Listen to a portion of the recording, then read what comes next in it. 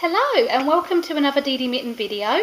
Today I'm going to do a little video on how to tell the difference between a male and a female red-headed slider turtle. So she is running away. So the first thing you will notice is they are very different in size. This one here is the female and this one here is the male.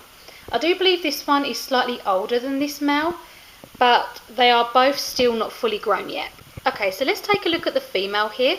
Her shell right now is about 9 inches in length from here to the end. Oops, sorry, sweetie. And I don't believe she's fully grown yet because females can grow up to the length of 14 inches in shell length.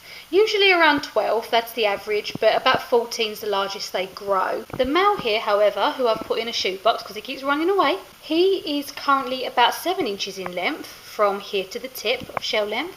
And males typically grow up to between 8 to 10 inches in length as well, averagely about 8 to 9 inches, so he is also not fully grown either. Now another thing to notice about the differences between males and females is the shape of their snouts. It's usually only recognised in very mature turtles, but as you can see with this male, his snout is slightly more longer and pointier than the females, only ever so slightly. But it does have something to do with the fact that the males are smaller and their heads are slightly skinnier as well. Okay, now an easier thing to check are the length of their claws. A male's claws are very, very long, and as you can see with the female's claws, they're a lot shorter.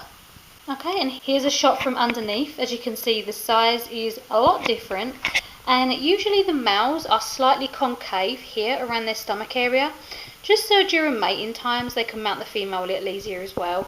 But also, as you can see by the colouring, she is still quite a bit older than this male.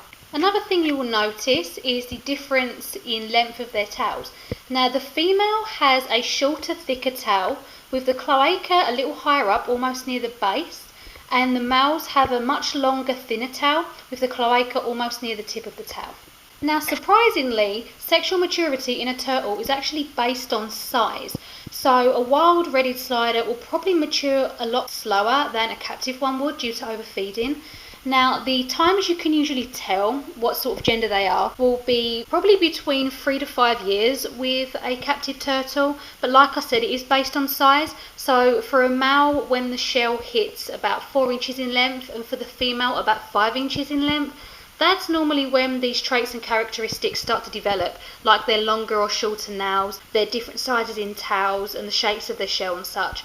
So you do normally have to wait quite a while to decide. So if you do want a male or a female turtle and you are buying a small baby turtle at the pet store, you probably aren't going to be able to tell which is which.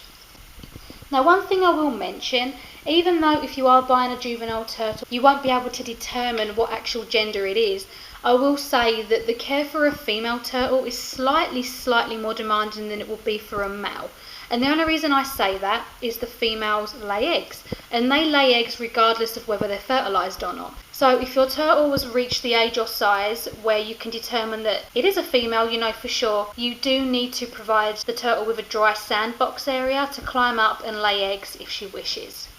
So I hope you've enjoyed watching this video as much as I've enjoyed filming it. I'll probably include some bloopers at the end because these little guys have been driving me mad. So I'm going to put these guys back in their tanks and give them a feeding and a treat. If you have any more questions on what I've touched upon, please leave them in the comments below and I will be sure to get back to you. I hope you and your turtle are happy and healthy, and I will see you guys next time. Have a nice day. Bye bye.